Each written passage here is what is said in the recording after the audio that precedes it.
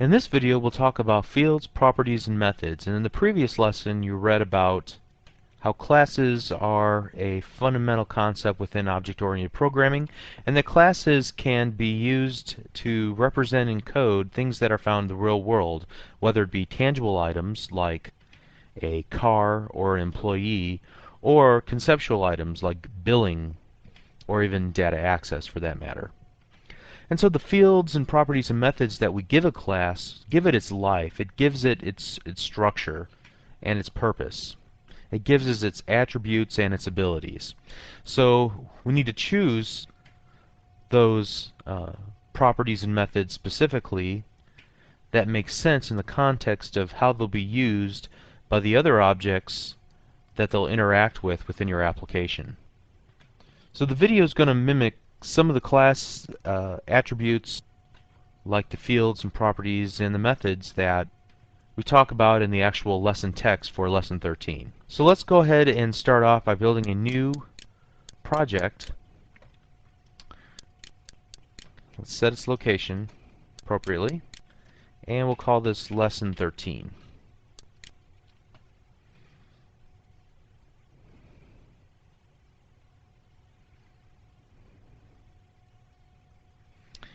And the first thing that I want to do is add a new class to the project, and we'll name our class car. And by default, whenever we create a class in this manner, it makes it a public class, meaning that not only can it be used from within our application, but it can also be used and referenced from without our application. And I'll explain what the ramifications are about that in a future video. But it has to do with the topic of scope, which we've already covered a little bit in, I believe, lesson 11.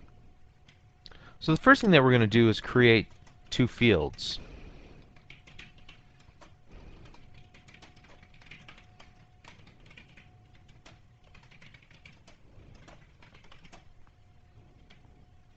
First of all, notice that I've given them both the scope of public, which means that they're accessible from other classes or the form within our application, as well as any code that we'll try to make a reference to and call this class from an outside application. So in our form load, we can create a reference to our car class,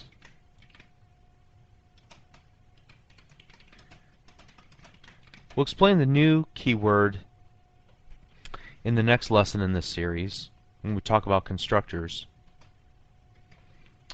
Now let's take a look at my car, and then we're going to use the period on the keyboard, and we can see that it has two fields, make and model. These look identical to properties at this point, so I can set the make equal to Oldsmobile,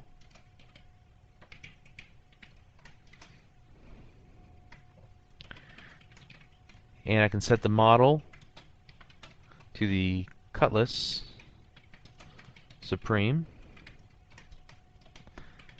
and then I can display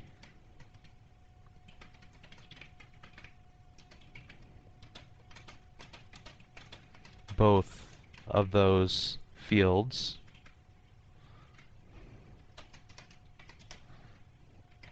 in a message box. So let's go ahead and save it and run it, and as soon as our form loads, it'll pop open a message box, Oldsmobile Cutlass Supreme. Now let me do one more thing here. I'm going to put a button,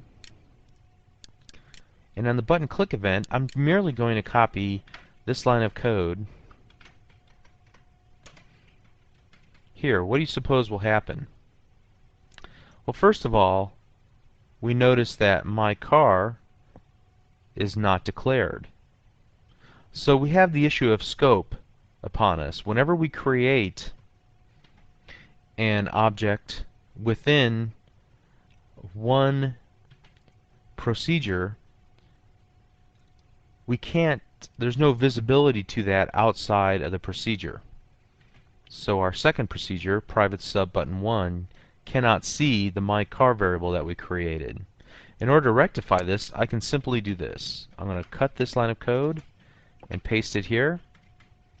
And now we dimension my car as car. It's a new instance of it is actually assigned to the my car variable that we dimensioned here. And so now it is accessible from this line. Let's go ahead and run this and see what happens. We'll get the initial message box that pops open. And then when we click our button, notice that it appears again. So we have to keep into account scope.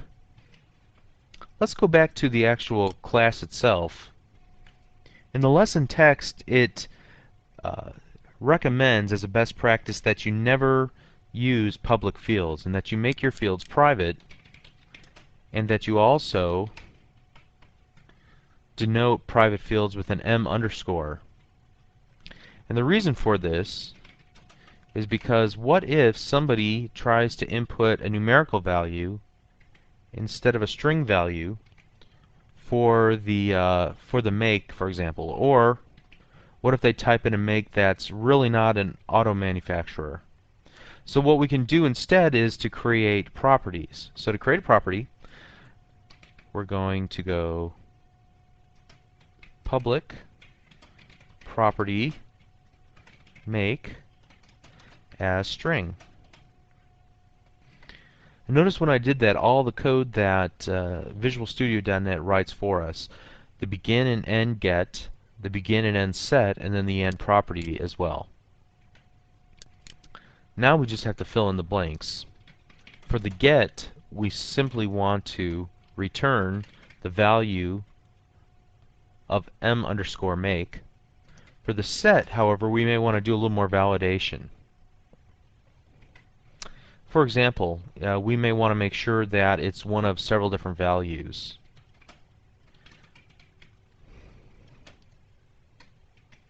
Or perhaps we want to exclude some values.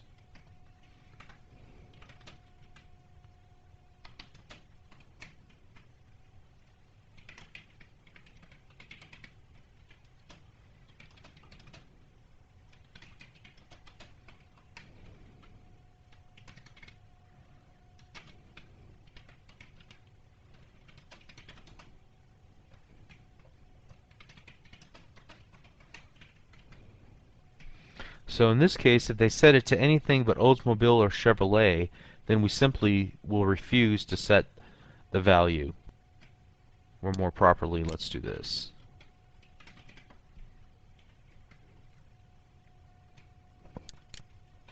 And so we can create a public property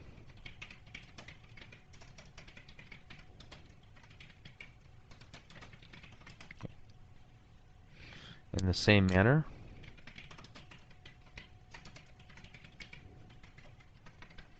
Or simply do something like this.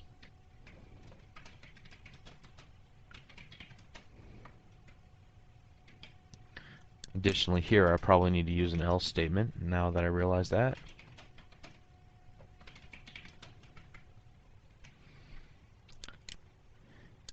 And so let's try this time. We'll type in Nissan.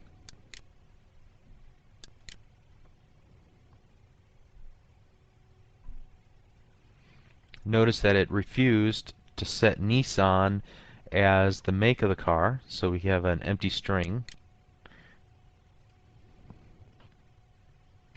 And this is just one way that we can do validation. Obviously, for strings, we might perform validation on the length of the string to make sure that it doesn't exceed a given size, or to exclude certain values, as we've done here. On numerical values, we want to make sure that perhaps the value's not in excess of a certain given value, or not too small, maybe not a negative number. Then we want to add some actions that our class can take. And here again, we'll create a public function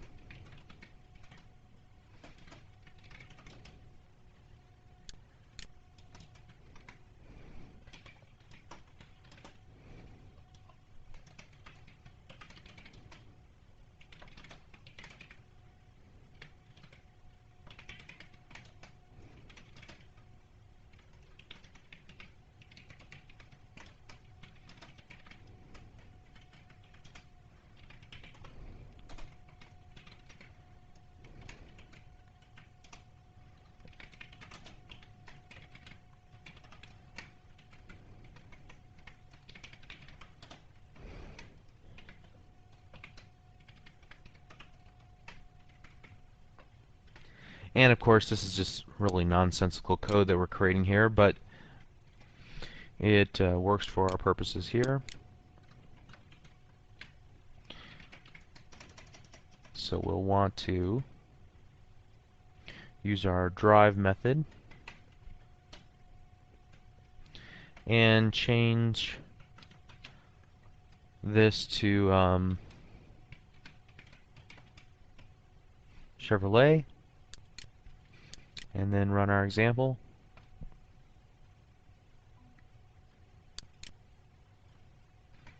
And I think I made a spelling error here. Let me take a look quickly. And I see now that I had or, I needed the word and. Small logic error in my application, no problem. Let's go ahead and run this again.